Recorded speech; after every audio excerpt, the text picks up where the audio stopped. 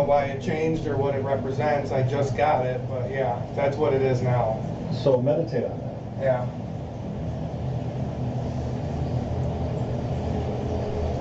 So a way that I would look at it, that was my experience, would be that's another version of the symbol. That's another frequency or add on to it that I now get to explore. Yeah, right? Yeah, I'm taking that. Well, I don't need to take that. I know what the symbol is. Write it down. Write it down on the piece of paper. Oh, no. Rob, say something. Meditation. Sam, say something. Anything? Yep. Okay, I can't see if we're all in it, but it's picking all the voices up. Nice. Okay, so what do you guys want to talk about? Well, Rob, you just had a pretty unique experience.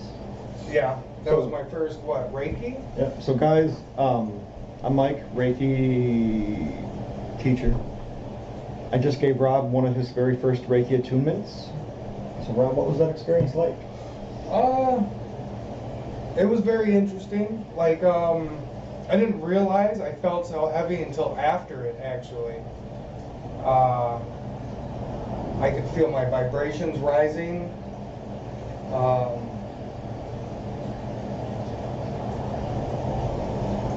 It was crazy because, like, when you said let you know when I could feel your presence, like, I felt your whole presence there. It wasn't like a hand or a finger, or it was like your whole presence. It was kind of weird. So what I did when right before I said that, I had my hands above when I was getting ready to open your book of life. And as soon as I opened it, I surrounded you with my aura. During that process, your book, everything is open. So those symbols that I put inside those books is what helped create the symbol that you got. Oh, yeah. And then I was given a symbol many years ago when I was deep into my own meditations. And just now when we had our Reiki, I was given either a new symbol or an expansion of the older symbol, or maybe a transmutation of that symbol. We're going to find out. That's an idea. So that's what we got going on. And we got Sam over here. Sam, you want to say anything? Hello? No, I mean, it's always fun opening new experiences, you know. Hell yeah. I mean, I participate right now, but eventually I will. Right? You know, but Hell to the yeah. I always was a voyeur. Me too. So, explain a little bit maybe what Reiki is. Oh, yeah, that would probably be a good idea. So guys, Reiki essentially is just channeling energy through your entire body, and then as I channel it through my body, I'm holding a specific intention, which in Rob's case was to attune his energy field to the field of the energy that I was channeling, so that he now has the same ability or access, like that. I don't really know how to say it, because we always have access to it. It's just we don't. He now has the awareness of the field, so that he can consciously channel it. That is a good way to say it. Bringing that frequency to awareness, so now that I can tap into it. Right. See? And that's one of the things that Rob and I talk about a lot, is we help each other make sense of things, which is the whole goal of this. When we can make sense of the energy that is around us and the sense of our own energy, we know how to interact with the environment that we're in a harmonious and balanced way, which creates more health and well-being for everybody. Right. Because like almost everybody has feelings, right? Like a lot of people call it intuition, which is what it is. But like a common folktale is woman's intuition. Men have it just as powerful. We just don't listen to it. Yeah. You know, that's a really interesting point that you bring up there, because from a young age, like, I was never taught how to manage or feel my feelings. Yeah, this information isn't readily, I mean, it's readily available, but it's not taught to you, really. Right. Well, and even like back in the day, I was born in the 80s. Yeah. This information, not like it is, we didn't have the information we have today like we did then. Oh, yeah. And then the internet, that's a big boost. Really, in the whole thinking of the evolution of consciousness itself, that was a really big turning point for this, for everything. Because that made the information much more readily available. Yeah. Yeah. Literally at your fingertips. Right. So Reiki to me in itself is just the ability to channel conscious energy, program it with a specific intent, and then send it directly to another person. And we do this consciously and unconsciously, all the time. Most of the time unconsciously, because we don't realize that we may be acting from our wounded egos or whatever emotional wounds that we have from our life experience or traumas. Literally lives in our energy field. And when we act, we take an action, we use our energy to fill that action. So every action is filled with our own energy. And if we're operating from traumas or places of unconsciousness, then our results are chaotic.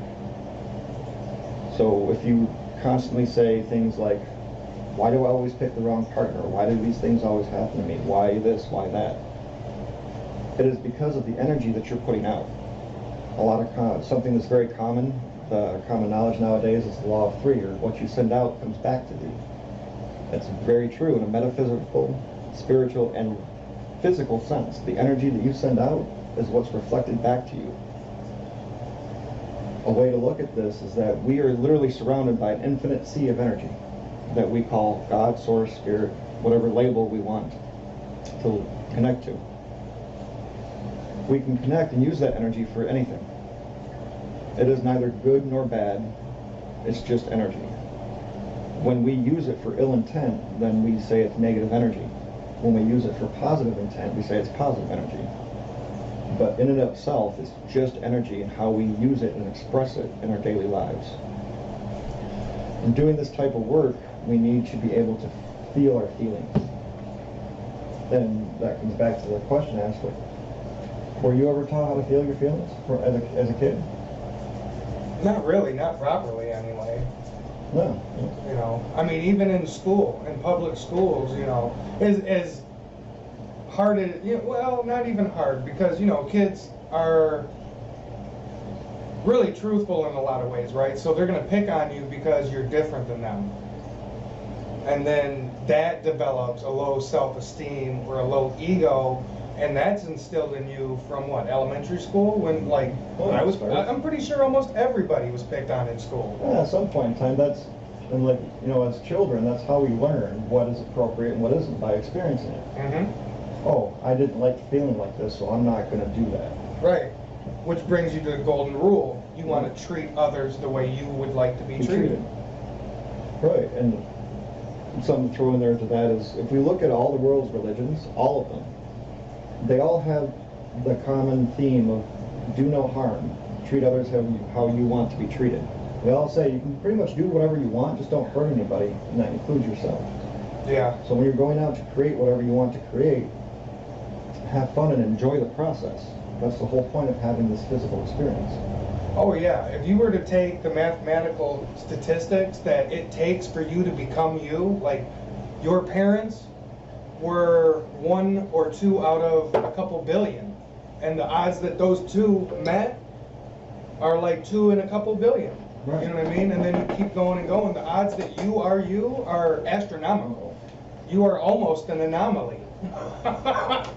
That's why, what is one of my favorite quotes from Dr. Seuss?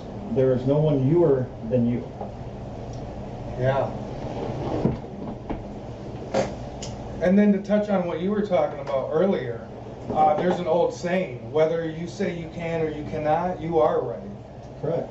And that's because you are vibrating or letting that energy out, and you are creating your own reality in a way, right? Because your words affect your reality. Yes, there you go.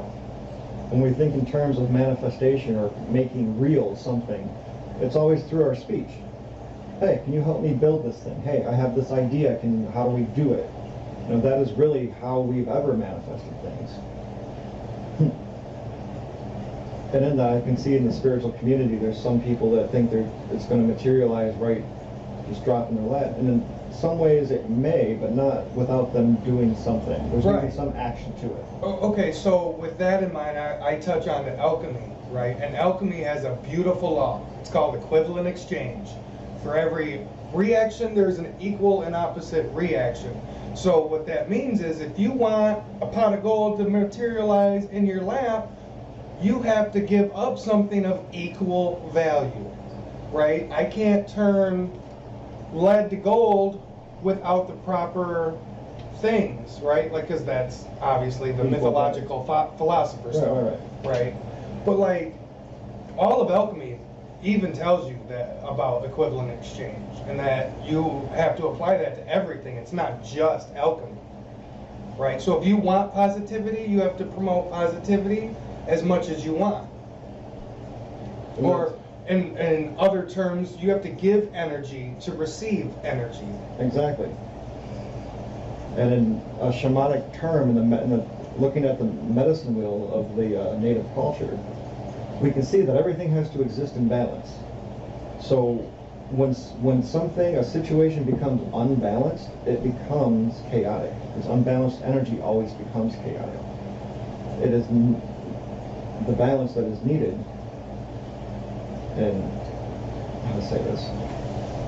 When we act as the observer and just observe our own energy, we learn how to bring everything together in balance.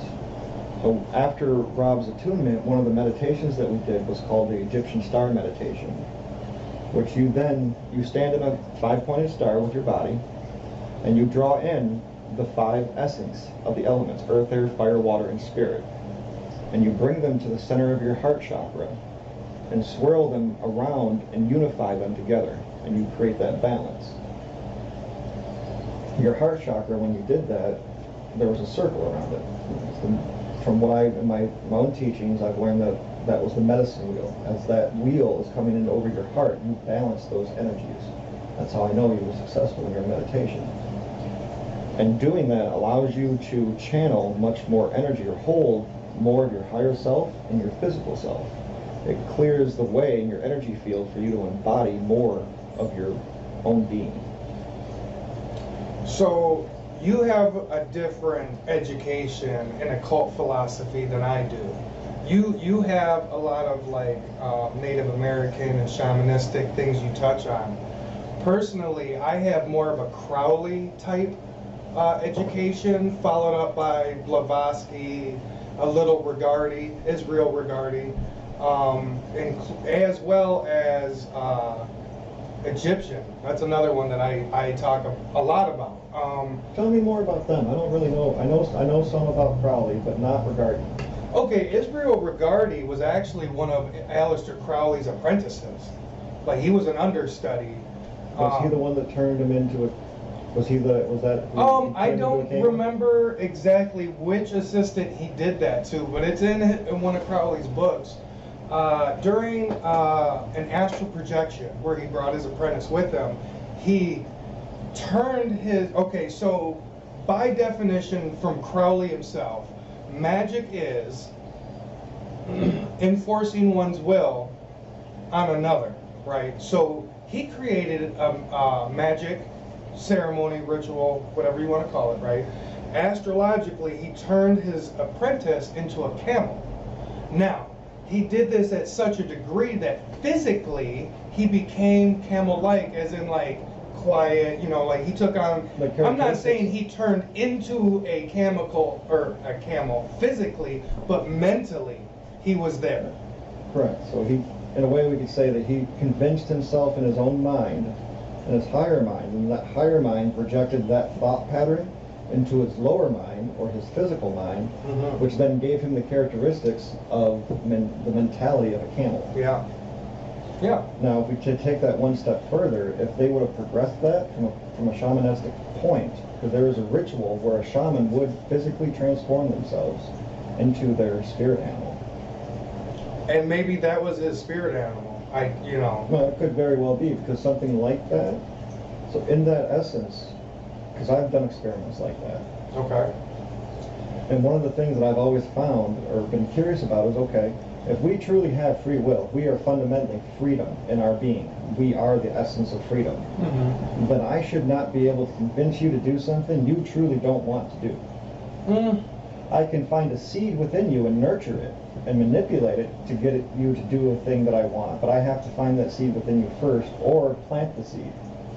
But the ground has to be, just like for lack of a better term, the government looking for assassins. If someone was looking to train an assassin, they're going to want someone that's going to be very pliable. Yeah. So I they're see what fertile. you're saying. Their mental soil is very fertile for seed planting. Yeah. And then they plant the seeds that they want and just cultivate them. Yeah. I do agree with that fully.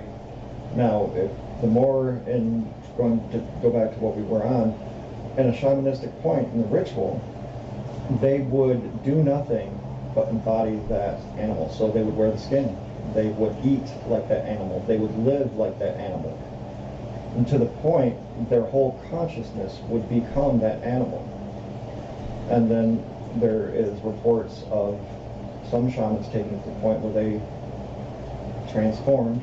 That's actually one of the legends of the werewolf originated from. The wolf of the awareness that a shaman could transform into to go and gain information or protection or whatever it needed for its tribe. So in the essence of energy work, the only limitation is what we place upon ourselves. Like Christ said, it is done unto you as you believe. Whatever you believe is what you hold, is the energy that you hold out. Right. And then we break down the word belief, we can see that all beliefs contain a lie. You literally can't spell the word belief without the word L-I-E in it. B-E-L-I-E. B, lie. So any belief that we hold is a lie. It's just a story that we tell ourselves. So in your Reiki Attunement that you just did, those unconscious false beliefs that you were holding, from some from this lifetime, many from previous lifetimes, you no longer are there. And you didn't have to go through years of therapy to bring them all to the surface and all that. Right. It was simply just energy in your field that you were more than ready to let go of. Once you gained the awareness of it, it's no longer there. Right. And then, like I said earlier, I didn't really realize that weight was there until I let it go. Because right after, when we started doing the Egyptian star? yeah, the Egyptian star, like my whole body vibrated. I felt physically lighter. It's hard to describe. It's like a weight you hold, but you don't know it's there until you let it go. And in that, you can say, when we talk about the veil from an esoteric or magical sense, so that veil was just unconsciousness, shadow. And your Reiki Attunement just pulled the curtain back, so hey, there's really nothing, there's really nothing to this. We can just let it go because it's really just a waste of our energy. Right. You're holding on to something for no reason. Right. That's funny because I did a ritual previously. I called it a karma burning ritual. And I say burning, but you don't catch it ablaze. It's not nothing like that. You're simply, okay, so part of the ritual is you would envision these chains that are holding you, right? Like your karma. And on the end is like a lockbox. And that is the karma that's attached to you, right? And at the end of the ritual, you see that chain either burning or disappearing, however you want to visualize that release, right? Because that's what you're doing, is you're releasing that energy. You're no longer harboring it. And what we had done with the Reiki was very similar to that. Although I've never done it to myself. I did that for somebody else. Right on. And now that you have this awareness, you can do that for yourself. So one of the things that I do, and we've talked about karma before, so I've put myself in a calm state, brought myself to my heart center. And from the center of my heart, I held out, or I pushed out as much loving, high up vibe energy as I could to every connection that I saw in my field. Because any connection to me was a tie. So that, and how, no matter what happened in the physical world, if there's any feeling of a debt owed, that creates karma. Yeah. So in the essence of energy exchange, because that's all everything is, no matter what, whether we exchange money, time, anything, it's just energy. I sent that energy out to every single connection that I felt. And as I did that, this emerald green flame came up within me and just burned in my aura. And that burned off all of those connections, all my karma. And that process taught me to be much more conscious of my actions. Because there's no really need for karma. When we follow the golden rule, there is no need for karma. Right, there should never be a debt. Right. You create the debt when you label it as such. Right. So that was really cool. What else do you want to talk about? Or we feel like that's it. That might be a good sesh for now. You know, a good little intro. And just so we're clear, Crowley's not the same Crowley as Ozzy Osbourne. Yes, actually it is. Is it Aleister really? Crowley. Yeah. Mr. Crowley. Yeah, he